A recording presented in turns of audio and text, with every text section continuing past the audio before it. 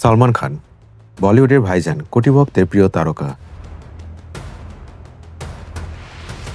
কিন্তু সম্প্রতি তিনি নাকি পাকিস্তানে নিষিদ্ধ হয়েছেন। আর কেউ কেউ বলছে তাকে নাকি সন্ত্রাসবাদী বলছে পাকিস্তানিরা।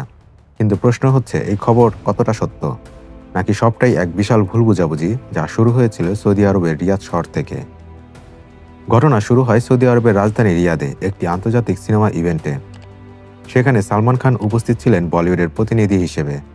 একজন সাংবাদিক প্রশ্ন করেন, আরব বিশ্বে ভারতীয় সিনেমার জনপ্রিয়তা নিয়ে আপনার কি মতামত?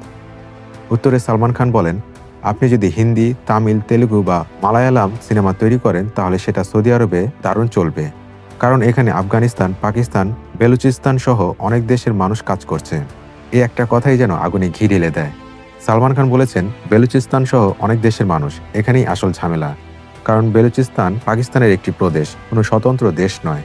আর সেই প্রদেশে বহু বছর ধরে চলছে স্বাধীনতাপন্থী আন্দোলন, যা পাকিস্তান সরকার খুব সংবেদনশীলভাবে দেখে। এই শব্দটা উচ্চারণ করতেই পাকিস্তানের সোশ্যাল মিডিয়ায় শুরু হয় তীব্র প্রতিক্রিয়া। কেউ বলল সালমান পাকিস্তান বিরোধী বক্তব্য দিয়েছেন, কেউ লিখল তিনি বেলুচিস্তানকে দেশ বলার মাধ্যমে পাকিস্তানের সার্বভৌমত্বের অপমান করেছেন।